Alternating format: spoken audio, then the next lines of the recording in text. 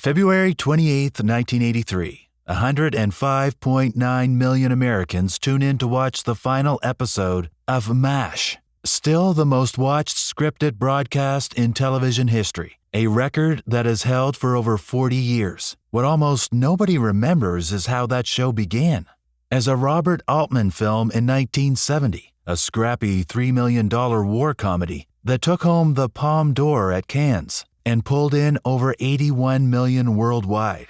Hollywood saw those numbers and drew exactly one conclusion. If a movie can become MASH, any movie can become a hit sitcom. Do it again, do it again, do it again. They were almost always wrong. Across 6 decades, studios attempted at least 20 film to sitcom conversions. MASH survived 11 seasons. The Odd Couple ran for 5. Everything else? Canceled within a single season. Sometimes within a handful of episodes, occasionally after just 2. What follows are 11 of the wildest, most doomed, and most thoroughly forgotten attempts to cram a beloved movie into a 22-minute weekly time slot. A few of these shows launched careers you'd never guess. Most died on arrival, and one of them quietly introduced the world to a future Oscar nominee before anyone knew her name. If this kind of pop culture archaeology sounds like your thing, hit that button and subscribe. You're going to want to stay for all 11. Let's count them down. Number 11, Bill and Ted's Excellent Adventures, 1992. Keanu Reeves and Alex Winter turned a $10 million buddy comedy into a $40 million hit in 1989, which meant Hollywood immediately started looking for ways to keep the phone booth spinning. A CBS animated series arrived in 1990, and here's the genuinely cool part.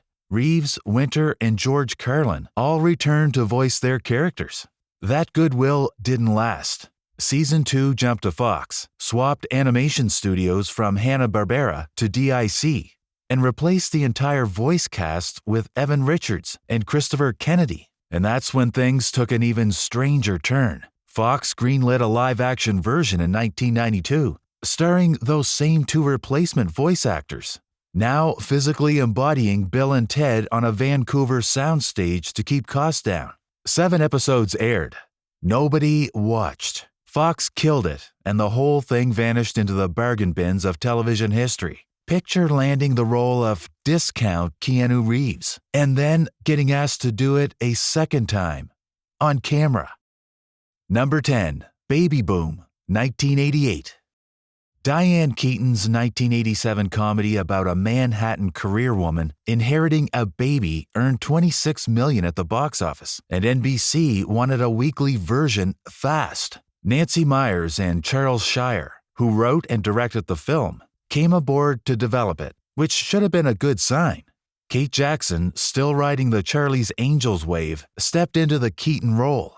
2 supporting players deserve a double take in hindsight. Joy Behar, decades before The View, turned up as the nanny, and Susie Essman, future Curb Your Enthusiasm scene stealer, played the secretary. Myers and Shire fought for something almost unheard of in 1988 broadcast comedy. No laugh track. NBC agreed, aired the pilot in September, then yanked the show off the schedule after December and put it on hiatus. 13 episodes total. A handful burned off during the summer of 1989, and the whole experiment evaporated. Right idea, wrong decade by about 15 years. Number 9, 10 Things I Hate About You, 2009. Heath Ledger, Julia Stiles, and A Taming of the Shrew remix turned into $53 million worldwide in 1999, cementing the film as a late 90s teen touchstone. A decade later, ABC Family rolled the dice on a series adaptation. And what happened next almost never happens with these things. People actually liked it. Lindsay Shaw took over as Kat. Ethan Peck, Gregory Peck's grandson, played Patrick Verona, and Cameron fell to Nicholas Braun, who'd eventually become Cousin Greg on Succession. Larry Miller reprised his film role as the overprotective father, and original director Gil Junger helmed the pilot plus 12 of the 20 episodes. Critics handed it an 88% on Rotten Tomatoes, and a New York Times reviewer placed it on his year-end top 10 list, calling it possibly the best thing on television during the summer of 2009. None of that saved it.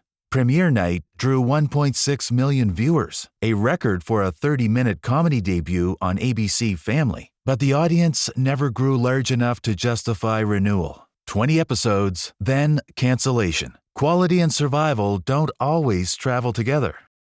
Number 8. Fast Times, 1986. Fast Times at Ridgemont High launched half a dozen careers in 1982. Sean Penn, Jennifer Jason Leigh, Phoebe Cates, Judge Reinhold, Forrest Whitaker, Nicolas Cage, all from a $4.5 million movie based on Cameron Crowe's undercover high school reporting. Amy Heckerling directed. Domestic gross landed around $27 million. CBS brought the property to television 4 years later, and the pedigree looked stacked. Heckerling returned to produce and direct. Crowe signed on as creative consultant. Moon Unit Zappa hired as a teen slang advisor, and Danny Elfman's Oingo Boingo wrote the theme. 7 episodes. That's all CBS gave it. A very young Patrick Dempsey showed up as Mike Damone, with Courtney Thorne-Smith playing Stacy, while Ray Walston and Vincent Schiavelli were the only 2 actors who carried over from the original cast. What killed it? Same thing that killed every R-rated adaptation. Network standards and practices stripped the edge out and dropped what remained into the 8 o'clock family hour, where it had no business being. One newspaper critic wrote that CBS would be better served airing repeated tests of the emergency broadcast system.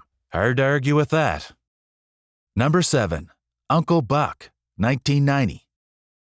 John Candy turned Uncle Buck into a $79 million worldwide hit for John Hughes in 1989, and every dollar of that gross depended on Candy's screen presence, which created an obvious problem when CBS ordered a TV adaptation for fall 1990. Candy couldn't do it. He'd already committed to the NBC animated series Camp Candy, so the network handed the role to stand-up comedian Kevin Meaney. That casting swap alone might have doomed things, but CBS went further. Writers killed off the parents in a car accident to justify Buck's permanent custody of the kids. A car accident in a family sitcom. On CBS? The pilot then sparked a minor controversy by dropping the phrase, "You suck," widely cited as the first time that expression aired on a broadcast network sitcom. The show somehow managed to be too grim in concept and too crude in execution at the same time, all while competing against MacGyver and the brand new Fresh Prince of Bel-Air. 16 episodes limped along before CBS pulled the plug, and that's when the really stubborn part kicks in. ABC rebooted Uncle Buck again in 2016, with Mike Epps in the lead. 8 episodes, 30% on Rotten Tomatoes. Some movies actively resist becoming television shows. Number 6. My Big Fat Greek Life, 2003. Consider the math. My Big Fat Greek Wedding cost $5 million to produce in 2002 and earned $368 million worldwide, making it the most profitable romantic comedy on record. An Oscar nomination for Best Original Screenplay followed. Tom Hanks and Rita Wilson produced through Playtone. Nia Vardalos wrote and starred. A television adaptation wasn't a question of if, just when. CBS ordered the series. Vardalos came back. Hanks and Wilson stayed on as executive producers. Lainey Kazan, Michael Constantine, Andrea Martin. Nearly the entire supporting cast returned, which meant the show carried more original DNA than almost any adaptation on this list. One critical absence. John Corbett, locked into another project, couldn't reprise the husband. Stephen Eckholt stepped in. Opening night pulled 22.9 million viewers, the highest-rated network sitcom premiere since NBC's Jessie. And then, it cratered. Episode 2 shed 28% of the audience. Ratings kept sliding. 7 episodes aired before CBS walked away. Critics pointed to one specific problem, a laugh track layered over a single camera-style production, creating a tonal mismatch that never settled. All that goodwill from the film, all those returning cast members, all those premiere night eyeballs, and a bad audio decision helped sink the whole thing. Number 5. Working Girl, 1990. Mike Nichols directed the 1988 original with Melanie Griffith, Harrison Ford, and Sigourney Weaver, pulling in over $100 million worldwide and collecting 6 Oscar nominations, including Best Picture. Carly Simon's Let the River Run won for Best Original Song. A film with that kind of awards heat doesn't usually end up as a forgotten mid-season replacement on NBC. And yet, Nancy McKeon from The Facts of Life originally landed the role of Tess McGill for the TV version, then dropped out weeks before cameras rolled. Her replacement turned out to be a 25-year-old actress named Sandra Bullock, taking her first network lead. 12 episodes went into production. Only 8 ever aired before NBC cut the cord, leaving 4 that simply disappeared. Years later, once Bullock became one of the biggest movie stars on the planet, people started hunting for this show. TV Land ran a few episodes in the late 90s to capitalize on her fame. Today, Working Girl isn't available on any major streaming platform, a true ghost in the television archive, notable only as the earliest evidence that Sandra Bullock could carry a show. Number 4. Ferris Bueller, 1990. Ferris Bueller's Day Off earned over $70 million in 1986 and turned Matthew Broderick into a generational icon. 4 years later, NBC ordered a weekly series and did it without any involvement from John Hughes, who created the character. Charlie Schlatter stepped into the lead, and the pilot opened with a moment that still lives in infamy. Schlatter's Ferris picks up a chainsaw, destroys a life-size cardboard cutout of Matthew Broderick, and announces that the movie is a fake based on his real life. What the writers intended as a playful wink landed more like a declaration of war against the source material. Production relocated the story from Chicago to Santa Monica, renamed the parents, and overhauled the tone entirely. 2 casting details matter more than anything else about this show. Ferris's sister, Jeannie, Jennifer Grey's role in the film, went to a young actress named Jennifer Aniston, marking her first regular network gig. Jane Lynch popped up for a guest spot. 2 future megastars, buried in a show that collapsed after 4 episodes and spent the rest of the season burning off leftovers. The Washington Post reviewed the premiere under the headline Ferris Bueller's Off Day and Fox's Parker Lewis Can't Lose. A suspiciously similar concept that debuted the same week outlasted it by 3 full seasons. Number 3. Clerks, the animated series, 2000. Kevin Smith shot the original Clerks in 1994 for $27,575. That micro-budget indie earned $3.2 million at the box office, picked up awards at Sundance and Cannes, and helped kick open the door for a generation of lo-fi filmmakers. 6 years later, Smith struck a deal with ABC to turn it into an animated series and loaded the thing with talent. David Mandel, a former Seinfeld writer, co-developed the show. Brian O'Halloran and Jeff Anderson returned as Dante and Randall, with Smith and Jason Mewes voicing Jay and Silent Bob. Alec Baldwin signed on as the villain Leonardo. Charles Barkley appeared in 5 of the 6 episodes. Guest voices ranged from Gilbert Gottfried to James Woods to Judge Reinhold, who played himself as an actual judge. ABC ordered 6 episodes. 2 of them aired, May 31st and June 7th, 2000. Then, cancellation. The remaining 4 sat in a vault until Comedy Central finally broadcast them in December 2002. Smith blamed scheduling.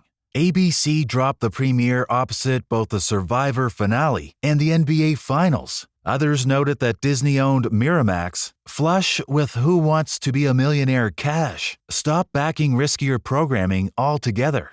What makes this one sting is that the 6 episodes are genuinely, legitimately funny. Smart enough to earn cult status on DVD and turn the Clerks Uncensored 2-disc set into a collector's item. Too weird for the network that ordered it. Too good to stay forgotten. Number 2. Casablanca, 1983. Sit with this one for a second. Somebody at NBC in 1983 looked at one of the greatest films ever produced. 3 Academy Awards, including Best Picture. A story built entirely on the irreplaceable chemistry between Humphrey Bogart and Ingrid Bergman. And greenlit a weekly television prequel. April 10th, 1983. David Soul, best known as Hutch from Starsky and Hutch, steps into the role of Rick Blaine. Hector Elizondo plays Captain Renault. Scatman Crothers takes on Sam, and tending bar as Sasha, a young actor named Ray Liotta. Years before Goodfellas would put his face on every movie poster in America. Episode 2 pulled a 7.0 rating with a 14 share. 66th out of 67 shows that week. NBC yanked it after 3 Sundays, then burned off the final 2 episodes months later in August and September. 5 episodes. That's the complete run of the Casablanca television series. And this is where it gets even more absurd. NBC wasn't even the first network to try. ABC had already taken a shot with a Casablanca series in 1955, starring Charles McGraw. And that version survived only 10 episodes, 2 networks, 2 attempts, 2 failures. Certain films exist beyond the reach of adaptation, and Casablanca sits at the top of that list. Number 1. Delta House, 1979. National Lampoon's Animal House changed comedy when it arrived in July 1978. John Landis directing, Harold Ramis and Douglas Kenney, and Chris Miller writing. John Belushi became an overnight movie star. All on a budget under $3 million. Worldwide gross hit $141 million. AFI eventually ranked it number 36 on their 100 Years, 100 Laughs list. The Library of Congress preserved it in the National Film Registry. Less than 6 months after opening weekend, ABC already had a TV version on the air. Delta House premiered January 18, 1979. Saturdays at 8 p.m., planted squarely in the family hour. Several film actors returned. John Vernon as Dean Warmer, Stephen Furst as Flounder, Bruce McGill as D-Day, James Widows as Hoover. Ramis, Kennedy, and Miller even wrote the pilot. Belushi, of course, wasn't available. Josh Mostel filled the void as Blotto, supposedly Bluto's brother, while Peter Fox replaced Tim Matheson as Otter, and a new actor stepped in for Thomas Hulse's Pinto. Now here's the detail that earns this the number 1 spot. Among the cast, playing a character credited only as Bombshell, appeared an unknown actress making her credited screen debut, Michelle Pfeiffer. But ABC crippled the show before it could find its legs. Network standards and practices enforced family hour content rules on a property whose entire appeal depended on being irreverent and raunchy. Peter Fox, the actor who replaced Matheson, put it bluntly years later, describing how ABC insisted on the family hour slot even though the humor of Animal House couldn't survive there, saying the show had effectively been neutered. Fox also pointed out something fascinating. Delta House never fell out of the top 10 in ratings, but the constant battles between producer Maddie Simmons and the network doomed it to cancellation anyway. 13 episodes, done. And ABC wasn't even alone in chasing that Animal House money. CBS rushed out Co-Ed Fever, which died after a single episode on February 4th, 1979, while NBC launched Brothers and Sisters that same season. 3 networks, 3 attempts, 3 failures, all in the same year. Conclusion: 60 years. 20-plus attempts, and the pattern repeats with almost mechanical precision. The original star says no. The R-rated material gets sanded down for broadcast standards. Audiences reject the replacement cast, and the show disappears so completely that even die-hard movie fans have no idea it ever existed. MASH worked. The Odd Couple worked. After that, It's a graveyard stretching from 1962 to 2016, filled with big budgets, returning creators, and sometimes massive premiere ratings, none of which mattered. What did survive, though, are the people who passed through. Jennifer Aniston's first regular TV role, Sandra Bullock's first network lead, Michelle Pfeiffer's credited screen debut, a 16-year-old Leonardo DiCaprio, Patrick Dempsey before Grey's Anatomy, Ray Liotta before Goodfellas, Nicholas Braun before Succession. These shows didn't build franchises. They built resumes. And maybe that's the only honest legacy of the movie to sitcom pipeline. Every show failed. Every person who walked through them moved on to something better. If you stuck around for all 11, you're clearly someone who digs this kind of thing. Hit subscribe so you catch the next one. Drop a comment if you actually watched any of these shows when they originally aired. I want to hear about it. See you next time.